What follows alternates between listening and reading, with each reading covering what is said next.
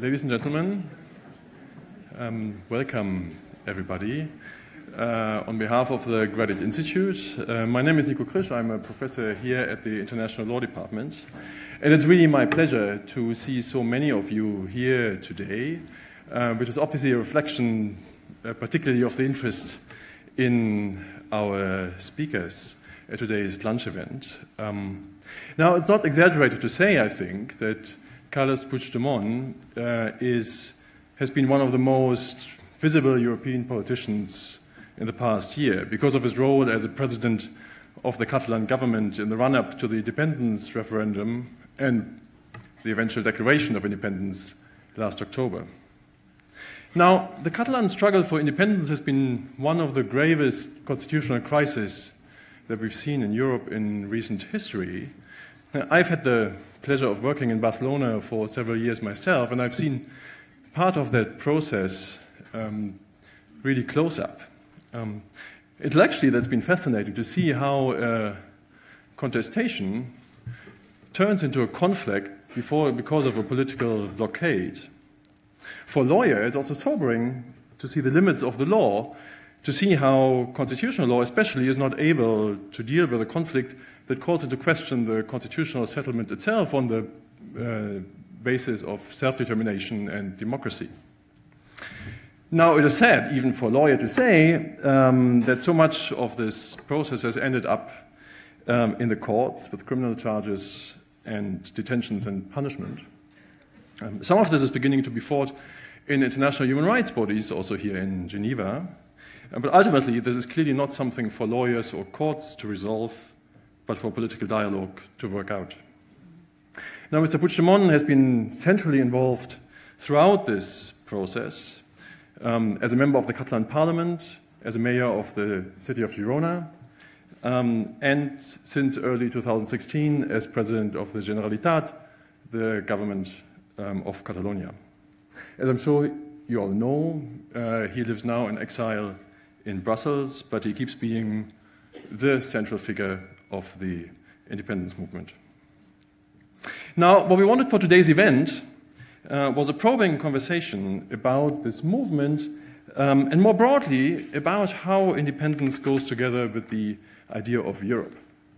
There's somewhat a tension there between European integration and the move to broader political structures overcoming boundaries, and the drive towards smaller states that comes with a quest for independence. Maybe that's a tension, maybe it's not, but to explore this and much more, we couldn't have hoped to have a better conversation partner than Imogen Foulkes. Ms. Foulkes has been the BBC correspondent in Geneva for 14 years now, appearing on TV, radio, and online, reporting on killer robots, peace talks, and asking about a potential post-human rights world. I found it really striking to see on her LinkedIn profile that she says she thrives on deadlines, breaking news, and good stories. Now, the deadline thing I think I wouldn't share, but I'm very much interested in breaking news and good stories. Now, we're very happy to have you both here today with us. I'm very curious about what we will hear, and I hand the floor over first to Mr. Puigdemont to deliver a short opening statement.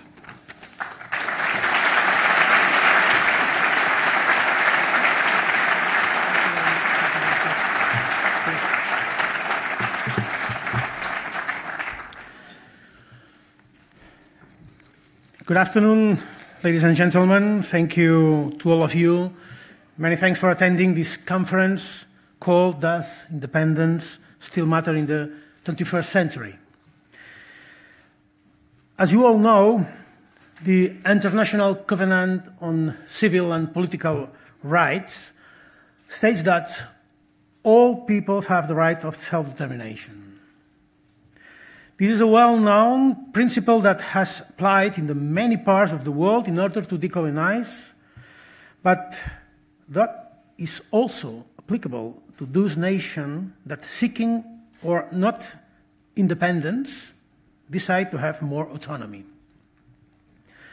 Self-determination is thus a process and not only a pre-established outcome, as many people believe.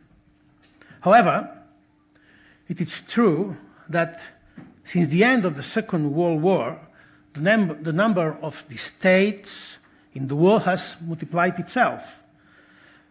Many of them are small states, as globalization has reduced the cost of statehood. There is no need anymore of a big internal market in order to thrive and sell your own products. There is no need to have a strong military to feel safe. The Western world has become more interrelated and peaceful than any other point in history. Good news for countries like Switzerland, Denmark, or Catalonia, as the global opening of markets makes them less dependent of their bigger neighbors. In general, when the world becomes more democratic and barriers to trade fall down, small nations succeed. And when the world closes itself and protectionism prevails, it is only a matter of time before authoritarianism becomes again possible.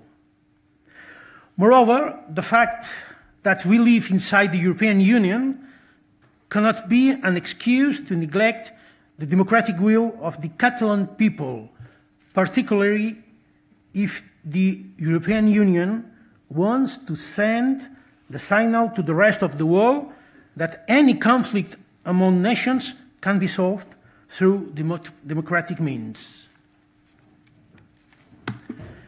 Whatever happens with Catalonia matters for all the European Union. Values are worth that what you are ready to pay for their defense, and sometimes it seems that in Brussels it is important to talk about democracy than to protect it. Sometimes we don't realize how the rest of the world looks at the Europe in search for answer. A Chinese delegation recently asked in the European Parliament if the Spanish use of force on October the 1st was now the EU policy. Watching events in Hong Kong or in Xinjiang, I can imagine why they were so interested, and it's not good for human rights around the world. In this sense, the European Union has a lot to learn the democratic terms from Switzerland, for example, a country that has been a semi-direct democracy for 170 years. For example, the creation of the Jura Canton in 1978 is an example of internal enlargement, meaning a democratic solution for separation inside a bigger union. Did someone ask Jura if they were less Swiss after they vote to separate themselves from Bern? If the Catalan people wants to be part of the Europe through the Catalan state and not through the Spanish state one, why should that be a problem? Why should it matter? What the Catalan people is demanding to the European Union institutions is not to support our movement, just to respect our fundamental and human right. Nothing less, but nothing more. The independence of Catalonia is a project that de facto pushes to decentralize the European Union away from big states ill-adapted to the challenges of globalization and closer to the people. Centralist states in Europe already are harming the economy of the weaker regions that are being cut out from the rest of the world without investment and seeing how their best people live to never return. And so, the independence of Catalonia matters because it brings Europe closer to the Swiss model, much more successful and accommodative to globalization than the Jacobin centralist one represented by France or Spain. Finally, the independence of Catalonia matters in 21st century Europe because it is a way forward to build a continent more prosperous, more democratic, and more respectful of its own minorities. Thank you very much.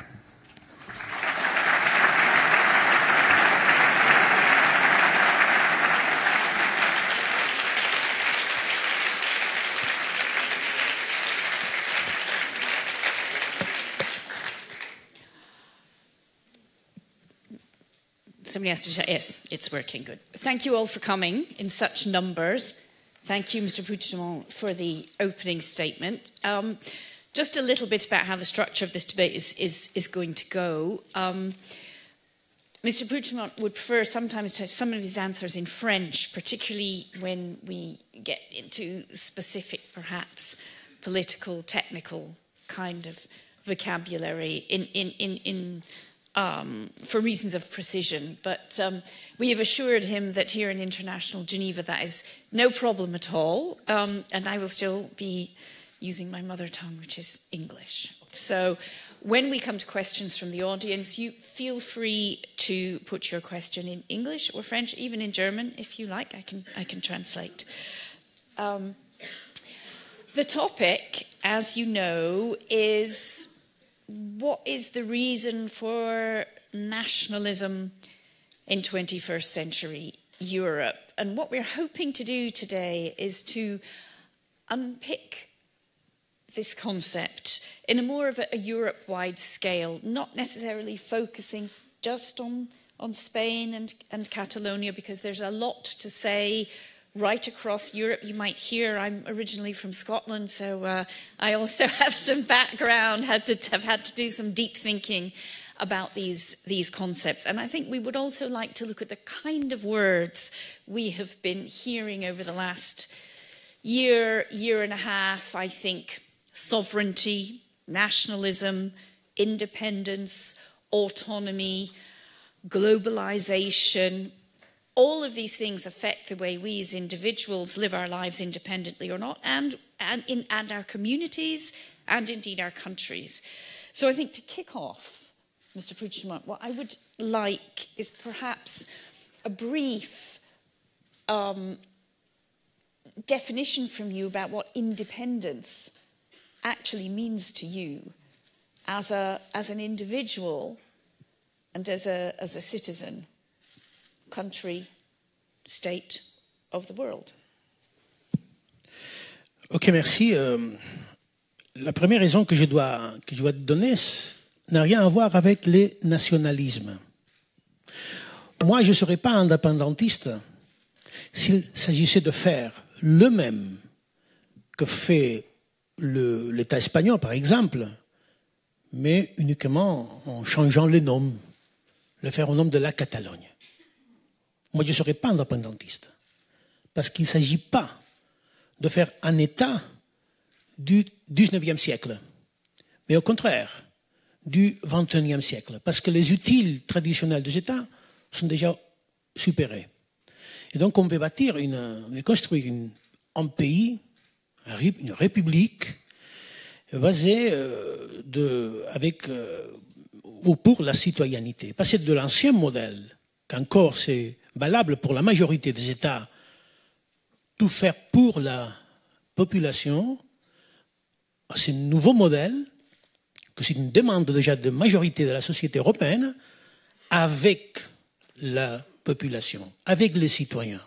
Donc de partager avec eux les décisions en permanence de que veut dire aujourd'hui la souveraineté, en fait l'État, qu'est-ce que c'est l'État, c'est qui l'État exactement, et ça n'a presque, bien sûr qu'à avoir, mais c'est pas fondé sur la base de l'identité classique, une langue, une culture, un seul regard sur le monde.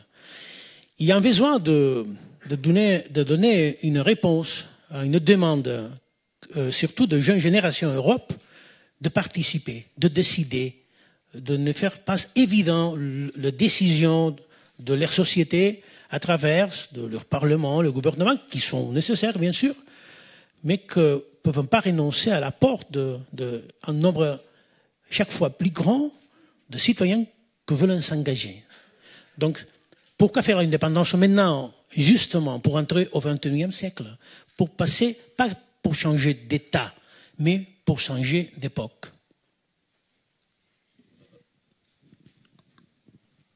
It's very interesting what you say there, that for you it's almost the kind of the democratic system, which is the definition.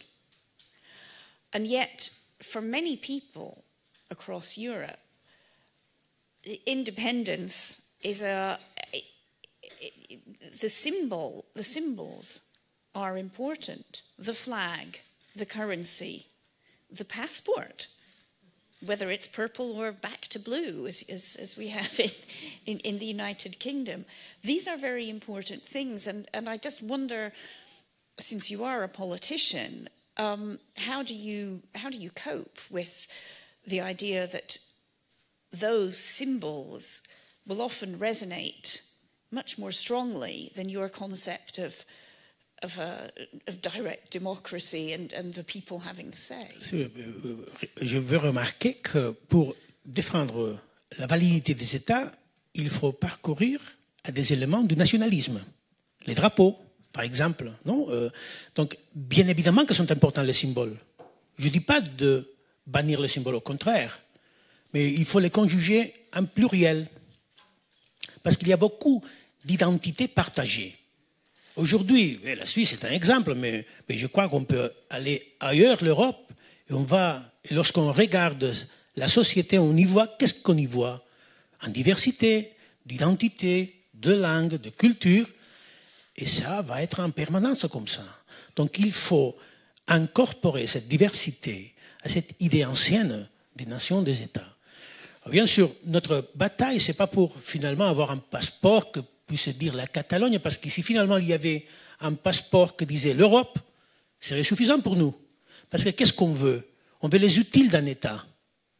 Si ces utiles d'un État, pour faire quoi? Pour améliorer les conditions de vie de notre concitoyen. Si ces utiles d'État au revenu de l'État espagnol, il n'y aurait aucun problème. Parce qu'on aurait pu faire possible ce qui est possible dans tous les peuples du monde. C'est que chaque pays doit être le résultat de leur propre effort et de ce engagement avec le reste du monde. Si pour avoir ça, on doit créer un État, parce que c'est la seule façon maintenant, même en Espagne, de le faire, on doit le faire. Mais si ça serait possible dans les cadres de l'État espagnol, dans les cadres de l'Union européenne, mais pourquoi pas? Alors, ces combinaisons d'identités dans lesquelles qu'on peut trouver ailleurs, c'est incompatible avec cette idée? Pas du tout. Parce que chez eux, on peut se sentir, s'exprimer comme chacun veut, parler les langues qu'on veut.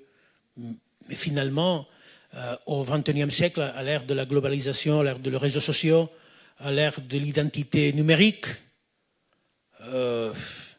finalement, il faut reconnaître que c'est un peu plus complexe de préciser quels symboles vont représenter les générations de l'avenir. Au-delà des drapeaux qui sont importants, pour moi aussi, sont importants, mais il faut les respecter.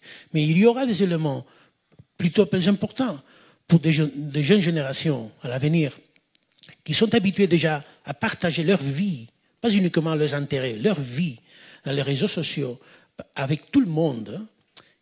Quelle va être leur identité à l'avenir? Donc, il faut s'ouvrir à cette nouvelle réalité que prépare des générations de citoyens, de démocrates, qui demandent d'utiliser des outils nouveaux à ces outils anciens qui viennent du XIXe siècle. Donc, il n'y a pas aucune incompatibilité avec les symboles traditionnels qui forment part de ces mélanges d'identités qu'on a aujourd'hui. It strikes me, though, that for many people, what you're talking about is not an independent nation state. You're talking about fiscal and legal autonomy and maintenance of cultural identity. And that many people say, but that's not the same thing. I mean, you have been quoted just now. You said, that the Swiss example is a good one. I mean, the cantons are obviously not nation states. Bon, je crois que je suis dans la République de Genève, non? On est dans la République de Genève, donc... Mais je comprends votre nation. De temps en temps, on m'a posé la question, est-ce que l'indépendance, c'est la seule possibilité de régulation? J'ai toujours répondu non, bien évidemment. il y a des autres possibilités pour régler la situation. En fait, on l'a essayé à plusieurs reprises. On a essayé d'abord la réforme de notre constitution régionale, le statut d'autonomie. On a proposé, on a échoué. On a proposé un accord fiscal. On a échoué. Donc, on a supporté des gouvernements de droite et des gouvernements de gauche à l'Espagne. Et finalement, le résultat de tout ça, c'est qu'on n'a pas, ou même c'est peut-être notre faute, on n'a pas suis capable de changer l'Espagne en la direction qu'on avait rêvé, que c'est la direction d'un État plurinational. Et vraiment, l'Espagne n'est plus un État plurinational. Donc, si la Catalogne c'est une ancienne nation de l'Europe, si le Pays Basque, de Galice, il y a des nations qui ne peuvent pas être reconnues comme telles dans l'État espagnol, elles ont le droit d'exercer l'article numéro 1 de ce pacte international de droits civils et politiques, c'est-à-dire tout peuple a droit à l'autodétermination. Et de le faire de la plus pacifique et démocratique manière. C'est que c'est la Catalogne. Ce qui rend encore peut-être plus compliqué la situation parce que le précédent nous indique que la majorité, presque la majorité de ces cas ont été précédés de fortes violences. Et on a décidé depuis beaucoup d'années de pas la violence n'est pas une option, pas du tout. On peut faire ces parcours par une voie qui doit appartenir à ce type de république qu'on peut bâtir. L'engagement avec la paix et la cohésion sociale. Donc on va arriver à faire ça, difficile mais pas impossible, à travers de cette stratégie. Il y aura bien évidemment des autres possibilités, et elles ne sont pas sur la table. Ce que je regrettais toujours de M. Rajoy, et je lui demandais la dernière fois qu'on s'est vu, est-ce que vous avez un projet? Est-ce que l'Espagne a un projet pour la Catalogne, que ce soit différent de l'indépendance, que c'est le projet qu'une partie des Catalans posent sur la table? Parce que si vous l'avez, on est disposé à en parler. Parce que c'est notre devoir comme démocrate d'écouter l'autre part. Mais écoutez, il m'a dit, bon, je ne peux pas et je ne veux pas en parler. Il n'y a rien. Il a dit, ce qu'il y a maintenant, c'est ça que vous convient. Mais ce qu'il y a maintenant, on voit, bon, je vois que la vie de tout le monde, ça ne marche pas. Il faut le changer. Pour changer les choses, il faut y avoir un débat, un dialogue dans lequel tout est possible. Même devenir une république, comme Genève, même devenir un canton, ou même devenir, je ne sais pas quoi. Can I just ask you, just listening to you, independence movements, would you always, by instinct, support them? I mean, people have mixed views of independence movements. I'm not talking specifically about Catalonia, but anywhere in the world. Restive, troublesome, rocking the boat. Are there any that you would perhaps consider maybe that one's a bit misplaced, a bit misguided, or would you just support any independence movement wherever it popped up?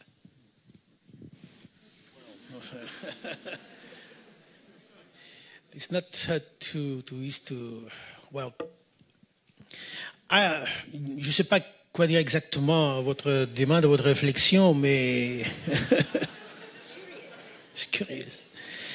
Non, c'est sûr qu'il y a des autres schémas à part de l'indépendance. C'est sûr que ça peut attirer l'intérêt de quelqu'un qui n'est pas exactement intéressé à l'indépendance. Et ça peut être confondu aussi à des autres batailles pour changements qui ne sont pas du tout dans les cadres de la démocratie, etc. C'est pour ça que, par exemple, je suis très prudent en utilisant le mot nationalisme. Parce que je sais que ça veut dire le nationalisme par l'Europe. Mitterrand a dit une fois, le nationalisme c'est la guerre. Et il a raison, il a eu raison. Parce que si on voit les nationalismes des États, ils ont provoqué des catastrophes énormes en Europe. Donc, c'est un sujet très difficile de dire. Il y a aussi des mouvements souverainistes, bon, je vois que tous sont différents. Les cas écossais, les cas flamands, le cas de la nord de l'Italie, le cas de certaines régions du centre de l'Europe. Tous sont différents, donc il n'y a pas une approche concrète sur la manière dont on peut revendiquer l'indépendance sans être accusé de partenaire ou appartenir à un concret courant européen ou contre l'Europe. Chaque pays doit suivre son chemin, s'exprimer. On a des contacts, il y a points en commun avec l'Écosse, mais ce sont des situations complètement différentes. On ne peut pas les aborder de la même manière. Thank you. Difficult, I know. It just came into my head. One thing I think, and I imagine that a lot of people in the audience may have occurred to too, that we're talking about Europe in the 21st century, and our lives are governed by all sorts of things which are not really our governments. We have globalization, we have international trade, and we have social media. And I'm thinking particularly of the Facebook revelations that we've seen over the last 48 hours. And you talking there about a conversation with your citizens and a form of direct democracy. But where does that go when we see the kind of techniques which apparently have been used to influence opinion, and we see maybe a failure of perhaps civic education in schools, but education via Facebook, via Instagram? Non, bon, c'est une question très intéressante. En fait, on a commencé à étudier ce que signifie la République digitale, numérique, l'identité numérique, la démocratie et la représentation numérique. Bien sûr, les réseaux sociaux ont de grandes opportunités et des grands dangers, mais les problèmes ne sont pas eux-mêmes. La question est, est-ce que nos citoyens sont formés, on les éduque pour se rapporter de façon efficace avec ce milieu? Je crois que non. Mais la solution, ce n'est pas de contrôler ce milieu, ou de le démoniser, ou de le stigmatiser. Au contraire, c'est de le reconnaître, parce que ce milieu va rester et va augmenter. Maintenant, on se demande déjà quel va être l'impact sur la gouvernance et sur l'économie de la technologie de blockchain. Ça ne va pas disparaître. Au contraire. Donc, quelle est la solution? Ce n'est pas d'interdire l'utilisation des portables sur les écoles. C'est d'enseigner comment l'utiliser, bien l'utiliser, et enseigner à leurs parents que c'est un outil. C'est un outil qui peut aider énormément à l'amélioration de notre société. Je vais poser un petit exemple que déjà c'est en pratique chez nous. Ce qu'on appelle les applications passives. Beaucoup, peut-être tous d'entre vous, vous avez des applications sur votre portable. Vous avez un capital énorme que encore les États n'ont pas réussi à valoriser. Vous avez vos données en mouvement, en utilisant, et ça c'est un élément indispensable pour gérer les organisations de l'avenir. Il faut passer de l'organiser des ressources humaines et ressources économiques à surtout gérer technologie et données. Et données big data, intelligence artificielle. On a créé une application passive chez nous pour améliorer les investissements dans les réseaux de haut débit numérique. Comment on le fait? Donc, il y a une application passive que les citoyens peuvent se télécharger et rien faire d'autre que le porter. Et cet appareil contrôle en permanence, à chaque déplacement de ces citoyens, la qualité de les connexions technologiques avec tous les serveurs, toutes les antennes qu'il y a sur le territoire. Et ça donne une carte réelle. Ce n'est pas la carte officielle de téléopérateur disant oui, le niveau, la qualité de la technologie 4G ou c'est celle que indique la potence, la puissance de l'antenne. Non. Il y a une carte complètement différente. Complètement non. Différente. Et cette participation des citoyens a créé une carte réelle sur la qualité ou la non-qualité de le réseau de haut débit nous aide énormément à cibler les investissements et pas les doubler et pas les destiner dans un endroit qu'on n'a pas besoin. Ça veut dire, c'est une petite montre anecdotique si vous voulez, que la puissance de la participation des citoyens à travers la technologie, du bon usage du numérique à l'amélioration de la vie. Je ne sais pas si vous vous souvenez des attentats de Barcelone. Malheureusement, il y a eu beaucoup de morts à Barcelone les mois d'août passés. Au-delà de gérer de façon professionnelle, policière, efficace ces menaces, on a utilisé aussi un nouveau concept pour se rapporter avec les citoyens, qu'on était les réseaux sociaux. On a exercé une nouvelle façon de se communiquer avec la population en utilisant les réseaux sociaux. Donc il faut évoluer de cette idée de menace permanente de Facebook, de Google. Je sais que la nation Google ou la nation Facebook n'a rien à voir avec les nations qu'on connaît. Mais quand même, ça c'est du réel. Et ça, c'est l'avenir. Thank you very much. Well, we've had our first half hour, so we can open the floor to questions. I'm sure there will be many. Yes. The gentleman there with the glasses, I saw your hand first. That would be you, yes. Yes, you. And there's a microphone coming to you, this side. Hello, do you hear me? Okay. Yes. Okay, I'm Giacomo. I'm first year Master in International Affairs. And thanks for your message. It was very engaging. My question is very straightforward. If you decide to get the independence, you won't be part of the European Union anymore. And if you want to rejoin the European Union, you have to have the unanimous consensus. So how do you want to combine this issue? Thank you very much for your question. It's very interesting. Je vais essayer de le répondre de façon le plus précise possible parce que c'est vraiment une question très intéressante.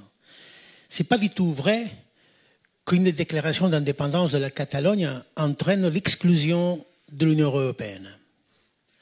C'est pas vrai parce que, en tout cas, la Commission européenne ne s'est pas prononcée sur ces sujets. On a entendu beaucoup de dirigeants, mais pas un seul message officiel de la Commission européenne, malgré qu'on l'a demandé à plusieurs reprises, surtout dans le cas de l'Écosse. Qu'est-ce qui se passerait si l'Écosse devenait indépendante?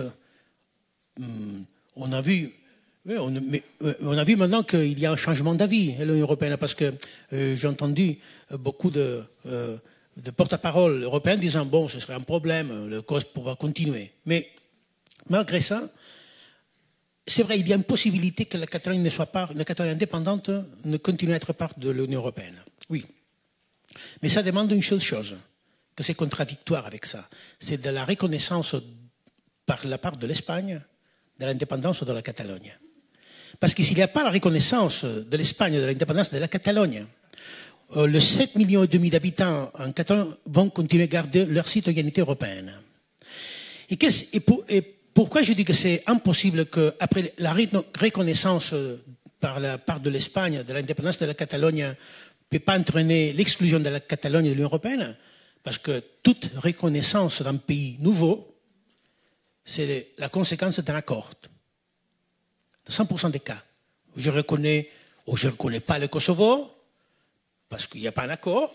Donc, mais si je reconnais, imaginons si le Royaume d'Espagne reconnaît la République catalane, ça veut dire qu'on s'est mis d'accord avec les frontières, par exemple, avec les actifs et les passifs, avec la citoyenneté, la double citoyenneté qu'on propose, etc. Donc ça veut dire que s'il y a un accord pour que l'Espagne reconnaisse la Catalogne, c'est bien évidemment que probablement le premier intérêt en commun, c'est de continuer à être membre de l'Union européenne. D'ailleurs, c'est parce que la Catalogne, c'est un contribuant positif depuis le début. C'est un contribuant positif de l'Union européenne. Je ne peux pas imaginer un projet collectif que puisse renoncer à Catalogne. Au contraire, il faut beaucoup de Catalognes dans l'Union européenne pour son succès. Okay, next question. I have to say Scotland has never quite had a straight answer to that question, nor to the one it's trying to ask now about the single market, so it'd be difficult. I have to be a bit fair and sorry, I want to be fair to sections and to gender. Oops, but you had your hand up there, and then I will come to the other side.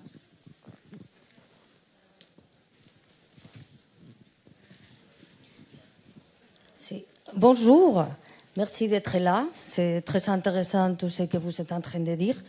Surtout parce que, je ne sais pas si vous savez ou non, j'imagine que oui, que vous avez fait référence déjà l'autre jour au sein des festivals de Fonds des droits de l'homme. On vous a expliqué le cas de Gira ici. Mais j'aimerais vous rappeler que dans le cas de Gira ici, vous que vous aimez autant la Suisse, et le canton de Jura, je veux dire, et c'est le canton de Berne qui a voté, et après la Suisse. Est-ce que vous serez d'accord à que le reste de l'Espagne vote si on veut ou on ne veut pas que les Catalans se séparent? Première question. Deuxième question. Et plus ou moins, on ne va pas rentrer au détail, les 50% des Catalans ne veulent pas se séparer. Ils ont des droits humains aussi, eux. Et pour l'instant, ils ne l'ont pas. Parce que l'école, c'est tout en catalan. Ils ne peuvent pas parler. Droit de l'expression, s'il vous plaît. Je sais que je suis en minorité, évidemment. Mais j'ai mes droits. Et ici, en Suisse, j'ai beaucoup d'amis catalans, beaucoup, et séparatistes, et qui sont étonnés qu'ici, à travers les consulats de l'Espagne, ces enfants, ils ont réussi à avoir plus de serres lectives pour apprendre l'espagnol qu'à Barcelone, Girona et tout ça. Donc moi, je pense que vous, comme président de la Catalogne, vous devriez penser à ces deux choses. Une, si vous voulez le modèle suisse, il faut que le reste de l'Espagne vote. Et deuxième, la plus importante, vous êtes responsable de cette situation-là. Ouais. Parce que vous auriez pu parler. Hein? All right. Now, let's be clear. This is obviously very strong opinions on many different sides of this, but we are here for a debate, a broader debate, this is what I said at the beginning, about the concept of independence and sovereignty. So while I know that there are important points to make about this, I think it would be fair to the Institute that these points have been made very many times already since last October. And this is not quite how we intended this debate. However, you would like to answer, yes. I'm sure. But briefly. Non, oui, il y a la possibilité que dans un référendum d'indépendance, il puisse voter l'ensemble d'un pays. Oui, c'est passé une fois pour l'indépendance de l'Algérie qu'a voté toute la France. Mais la majorité des cas, c'est au contraire. Par exemple, sur le Brexit, n'a pas voté toute l'Union européenne pour la sortie de le Royaume-Uni. Mais j'admets l'idée. Et lorsque on m'a posé cette question à Madrid, dans une de mes conférences à Madrid, j'ai automatiquement dit, êtes-vous d'accord donc à voter sur les droits de la Catalogne à être indépendant? Parce qu'il s'agit de ça, de reconnaître que la Catalogne est un sujet politique, donc qu'a droit à la souveraineté. Si la seule façon c'est que vous puissiez voter toute l'Espagne, il faut écouter le propos. Parce que si ce propos vient de la part de l'État espagnol, on doit l'attendre. On doit être prêt à discuter à propos de ça. On ne peut pas exclure cette possibilité. Mais vous savez qu'est-ce que m'a dit la personne qui m'a fait la question? Ah non, sur l'indépendance, non, parce qu'en fait, la Catalogne n'a pas le droit d'être indépendant. Ça, c'est la question. Ce n'est pas qui vote ou non, mais si la Catalogne a ou non le droit d'être indépendant. Et deuxièmement, je serais ravi de voir les résultats en Catalogne, surtout. Parce que c'est ça que, politiquement, c'est important. S'il y a une majorité de Catalans qui n'aiment pas être ou continuer à l'Espagne, quand même, ça montre un problème. Il faut agir. Parce que sinon, quelle est la solution s'il y a un vote massif en Espagne contre l'indépendance de la Catalogne? Mais la Catalogne montre clairement qu'elle ne veut pas continuer à rester comme aujourd'hui. Vous croyez vraiment que ça peut régler le problème? Donc, après, le deuxième question sur... vraiment, je dois dédier beaucoup d'efforts à démentir un fake news. Parce que ce n'est pas vrai qu'en Catalogne, on ne puisse pas apprendre, parler, connaître l'espagnol si bien qu'ailleurs de l'Espagne. Et je vous remets... Non, pardon, je vais pas... Non, pardon, madame. Je vais uniquement donner des données officielles. S'il vous plaît, allez au dernier Informe PISA. S'il vous plaît. C'est un informe pour toute l'Europe.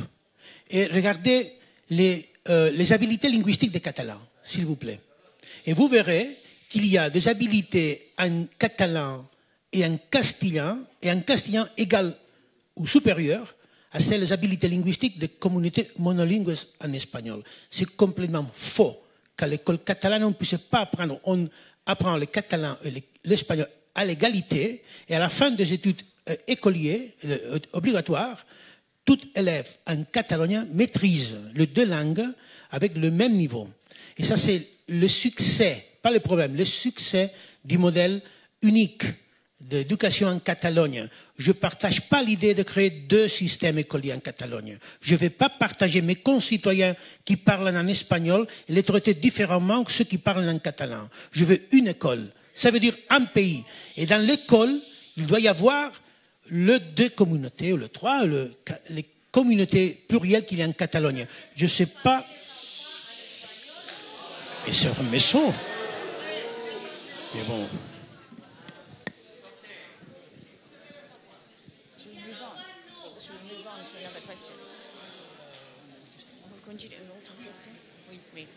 Right. Another question. I would actually, looking for somebody who will not focus in on the inner details of the Catalonia question. Our topic was independence, what's the point? Maybe somebody from this side. Somebody with their hand up? You, sir, at the end. Mm-hmm.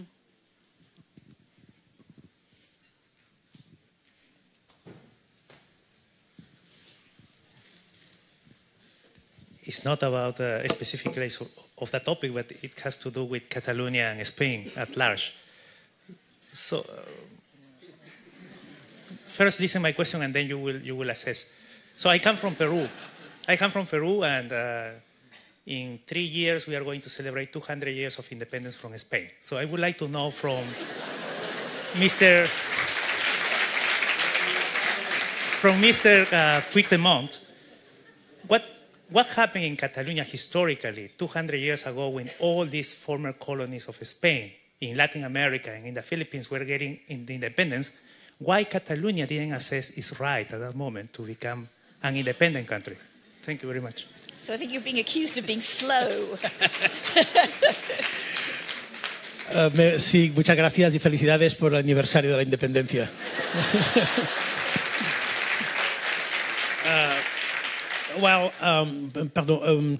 À ce moment-là, faisait un siècle d'un changement fondamental dans l'État espagnol à partir de l'entrée le premier roi Bourbon, le roi français, Philippe V, qui a changé un État qui était géré, on peut à la Suisse, de différents royaumes qui étaient unis avec les rois, mais quand même qu'on respectait la diversité des constitutions et de droits.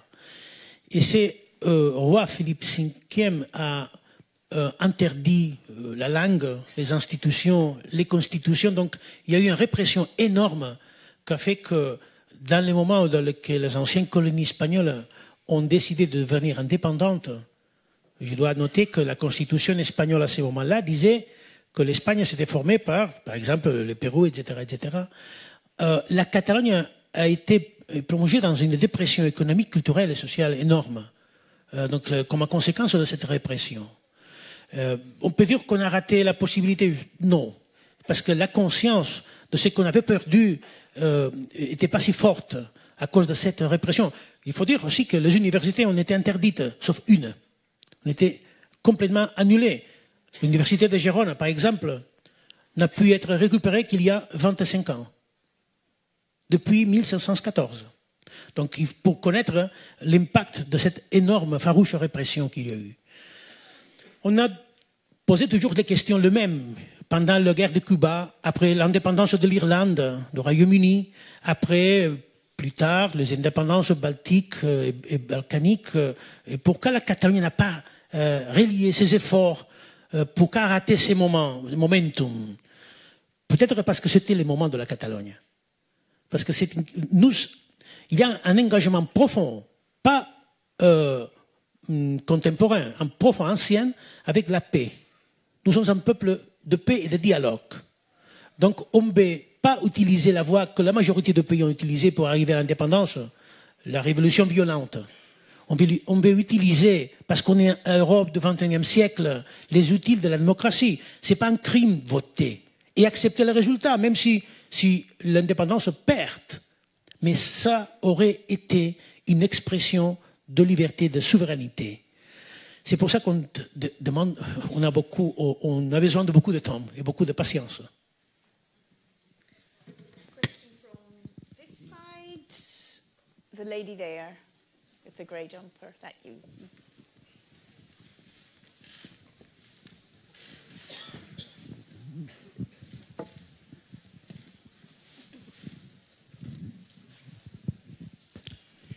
Bonjour, c'est Pilar Vela, une ancienne de l'Institut. Et vous avez fait référence à les droits des peuples à la libre détermination.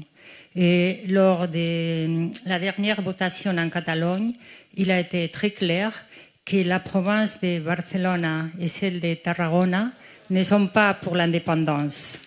Et vous avez mentionné aussi le cas du canton de Jura, où justement on a permis à toutes les communes impliquées de voter et de décider s'ils voulaient continuer à appartenir à Berne ou bien s'ils voulaient faire partie du nouveau canton du Jura. Est-ce que vous serez, telle que la situation actuelle, c'est plutôt Lleida et Girona qui voudraient continuer avec les processus d'indépendance? Est-ce que vous êtes d'accord avec cette approche? Et de ces faits, Barcelone et Tarragone devraient continueraient à appartenir à l'Espagne, et ça serait Lleida et Girona qui pourraient devenir une nation indépendante. Bon, tout d'abord, je dois dire que la demande de l'indépendance de la Catalogne, tout ensemble comme une nation, a clairement une majorité parlementaire au Parlement catalan. C'est vrai. Il faut dire qu'il y a 70 députés au Parlement. Et que les partisans de la ségrégation de Provence, de Tarragone et Barcelone ont aucun membre du Parlement catalan. Il faut dire ça pour ne confondre les idées. Il n'y a aucun partisan de ce que vous, avec toute la légitimité, disiez, qui est élu pour faire possible ça. Mais qu'est-ce qui se passerait un jour s'il y avait une partie de la Catalogne que veut devenir un État indépendant, il y a majorité sociale, bon, il n'y a rien de sacré. En fait, je dois dire, je vais rappeler que le Parlement catalan a approuvé une loi, que c'est la loi de la Vall d'Aran, que c'est une communauté nationale différente de Catalans, ils parlent l'occitan, ils appartiennent à la nation occitane, et on lui a donné le droit de décider leur avenir. Donc ce n'est pas un crime de décider, mais il faut y avoir une demande politique, et la travailler, la proposer. Et je vous assure une autre chose en plus, que s'il y a un jour, il y a une partie de Catalans, n'importe où, qui demande de s'organiser différemment de ce que est prévu la Constitution, je vous assure qu'en Catalogne, personne n'ira à la prison pour défendre ses idées. Et personne ne sera interdit de le faire.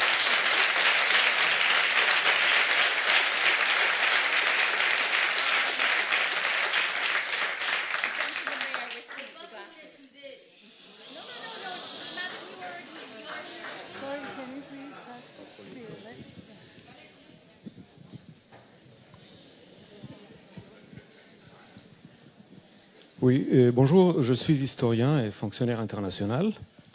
Je viens d'un pays qui va bientôt fêter aussi son indépendance de l'Espagne, mais qui est déjà devenu un État plurinational, ce que vous voudriez pour la Catalogne. Je viens donc de la Bolivie. Et ce que je voulais vous signaler, c'est que j'ai perçu tout de même un paradoxe dans votre exposition, dans votre présentation. Parce que d'un côté, vous dites que vous souhaitez aller vers un État plurinational, et d'un autre côté, vous exaltez le caractère national de la Catalogne. Vous êtes contre le nationalisme d'un côté, mais vous êtes pour, quelque part, le nationalisme catalan. Mais bon, ma question est la suivante. Si l'État espagnol acceptait l'établissement d'un État plurinational, est-ce que l'indépendance de la Catalogne aurait un sens encore ? Merci de vos questions. Et vous me rappelez aussi une idée que je n'ai pas encore utilisée cet après-midi, mais que je vais dire maintenant. Dans tous les cas de pays qui se sont formés, qui se sont déclarés indépendants de l'Espagne, je ne peux souvenir aucun que aille demander de retourner à l'Espagne. Ça veut dire que ce n'est pas une mauvaise idée de devenir indépendant. C'est pas une mauvaise idée de devenir indépendant, parce que la majorité donc n'ont pas décidé d'y retourner. Mais vous avez raison. Si au moment de la formation de l'Espagne moderne, la Constitution et l'accord de 1978, cet concept ambigu de nationalidades que c'est inscrit dans la Constitution pour ne pas utiliser les mots nation, et qu'on a accepté de l'incorporer parce que ça donnait la possibilité à chaque génération de l'interpréter selon le désir de chaque génération. Si ça aurait conduit à un État vraiment plurinational, vraiment, il n'y aurait aucune demande majoritaire, même parlementaire, pour l'indépendance de la Catalogne. Et en fait, on a essayé de transformer l'Espagne dans ce sens. Si l'année 2010, la Cour constitutionnelle espagnole n'avait pas décidé de suspendre, d'annuler ou de réinterpréter une partie importante des articles de cette nouveau statut d'autonomie, on ne serait pas ici.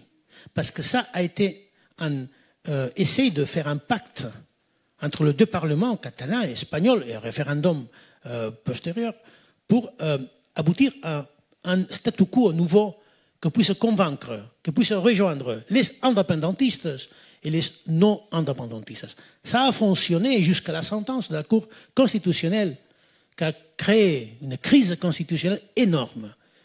Donc, je peux vous répondre, si à ce moment-là, on aurait respecté cette nouvelle organisation territoriale de l'État, on aurait arrivé à la déclaration d'indépendance. Je peux vous assurer que non.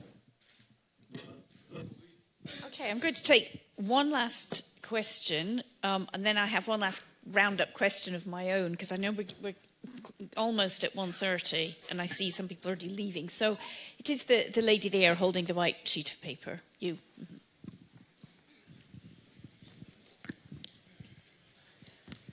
Thank you very much. My name is Marta Seoane. I'm Catalan, and I've been working here in the WHO for a number of years. I'm an international civil servant. So thanks so much for this presentation. What I wanted to bring a little bit to the mix is the getting people the opportunity to make up their own minds. And I think that in this whole debate of the independence, Catalonia and everything else, and you've made reference to the social media, there is a lot that doesn't get said.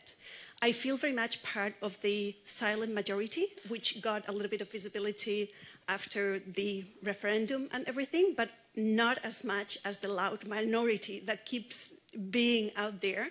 And I feel very sad when people like me want to have a discussion, and I can't because I'm booted before I start, just because of, where I've made up my own mind.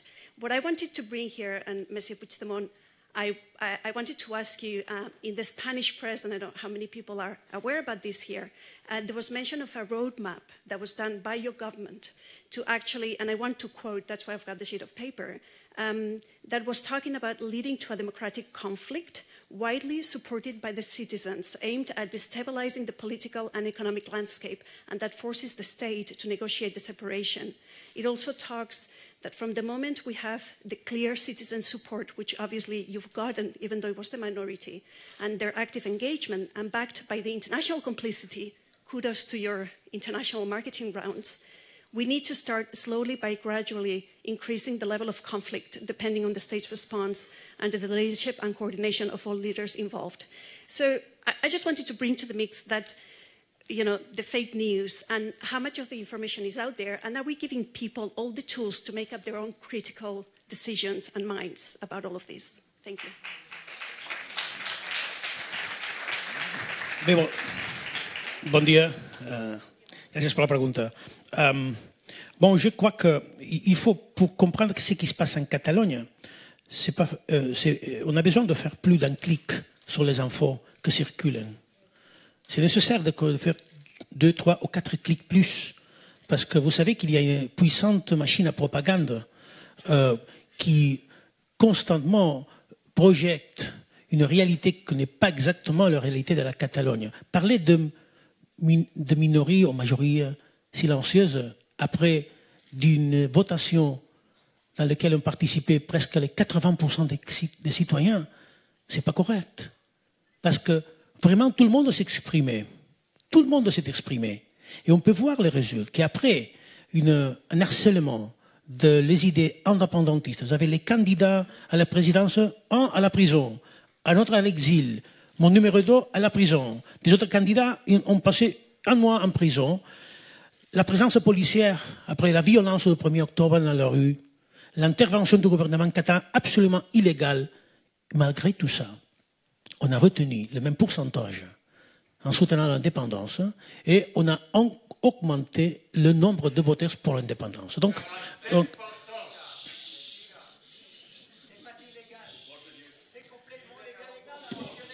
you let him talk. Enough, please. Non, je rappelle que les élections du 21 décembre ont été convoquées par M. Rajoy.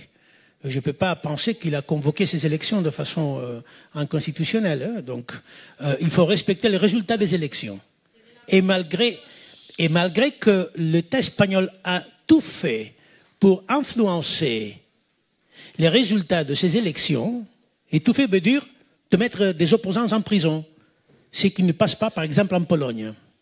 De mettre des opposants en prison, d'essayer une guerre médiatique énorme, incroyable, de briser toutes les règles de la neutralité médiatique. No. Okay. So... même de débat. Même de débat parce que je vais vous souvenir une anecdote qui va exprimer exactement ce que je veux dire. Lorsque la télé publique espagnole, je répète, la télé publique espagnole a présenté un reportage apparemment sérieux sur les processus et les moments lesquels a diffusé des images de moi, vous savez quelle a été la bande sonore qu'elle a utilisée, le film L'Exorciste. Ça enseigne une neutralité exceptionnelle, exemplaire. Donc c'est dans ces conditions que s'est déroulée la campagne électorale. Et on a gagné quand même, on a gagné. Okay. We are going to have to wind up.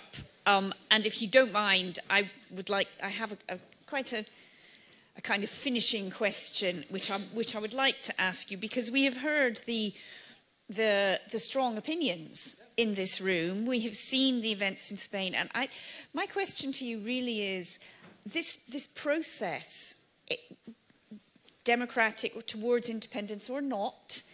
My own country, whether it's the United Kingdom or Scotland, has had 2 in the last 4 years about independence, about sovereignty. Now, these 2 things have riven the United Kingdom.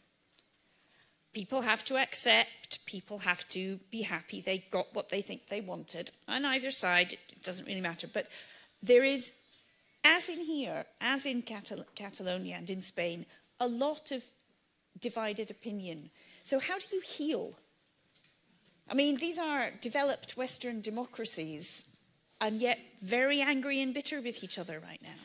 Bon, c'est vrai que ce sont des sujets qui provoquent en fait de confrontations d'opinions très, très élevées parfois. On l'a vu dans le Brexit, on l'a vu d'ailleurs, je me souviens de la présidentielle française, dans ces matchs entre Le Pen et Macron, il y a eu une profonde je ne peux pas dire division, mais division d'opinion, oui. Je vais faire deux réflexions à ce sujet. La première, est-ce que la démocratie, la société démocratique mûre ne peut pas ne peut pas gérer des confrontations profondes? Je dis oui, parce que c'est normal qu'une société démocratique puisse s'exprimer de façon complètement différente, même opposée, sur des sujets qui sont vraiment importants. Ça, c'est l'essence de la démocratie. Je ne peux pas vivre dans un pays que tout le monde est d'accord sur des sujets importants. Mais je vais, deuxièmement, réflexion, on doit se poser d'accord comment résoudre ces grandes différences entre nous. Et quel est l'outil que la démocratie a inventé pour résoudre ça? Ce n'est pas la répression, c'est les urnes et accepter les résultats. Donc, c'est ça qui peut rejoindre une société qui peut être, disons-nous, divisée par des opinions. C'est la gestion de cette diversité, de cette différence à travers des urnes et se poser d'accord tous ensemble, les partisans de oui et les partisans de non, à continuer et accepter les résultats. Moi, je n'ai aucune peur à un référendum d'indépendance en Catalogne. Parce que moi, je sais que le résultat va être respecté par la majorité des Catalans.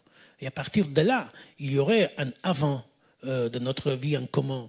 Et on va continuer à penser contre l'indépendance ou à faveur de l'indépendance, mais ce n'est pas grave quand dans un pays puisse y avoir ces genres de différences.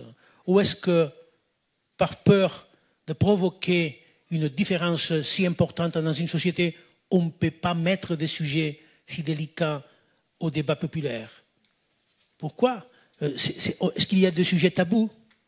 Est-ce que même l'unité de l'Espagne, c'est plus important même que l'exercice de la démocratie? Ce n'est pas sacré. Donc, il faut supérer cette idée sacrée de l'unité qu'on ne peut pas parler. On ne parle pas parce que sinon, on va prendre du mal. Non, non. Il faut en parler.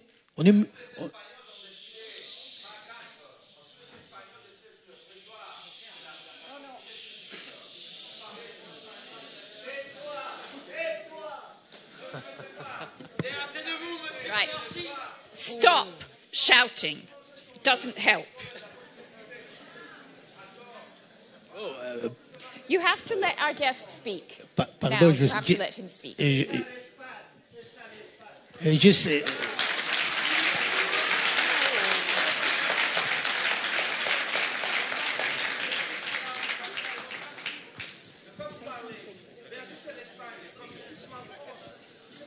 Sir, I would like you to let our guest speak now. Thank you.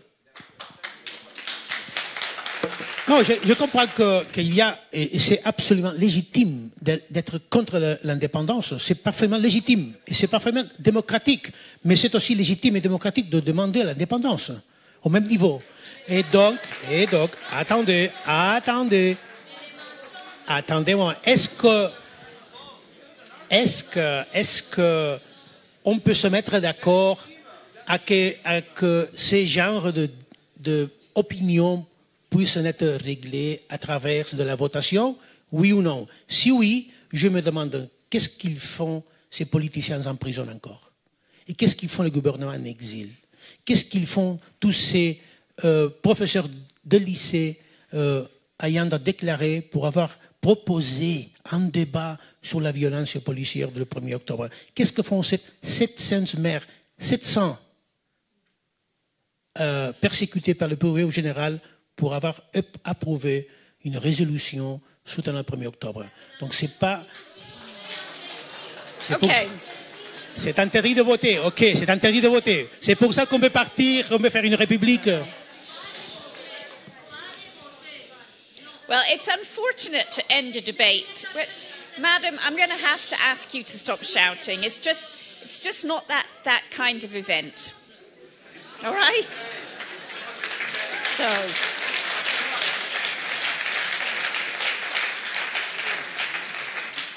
I know that there are lots of people here who have lots of things to say about this.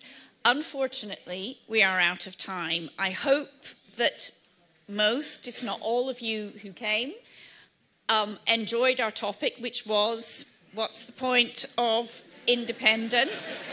In 21st century Europe, we knew right from the start that the focus would be on Catalonia. Thank you for coming. Thank you for, at least in part, addressing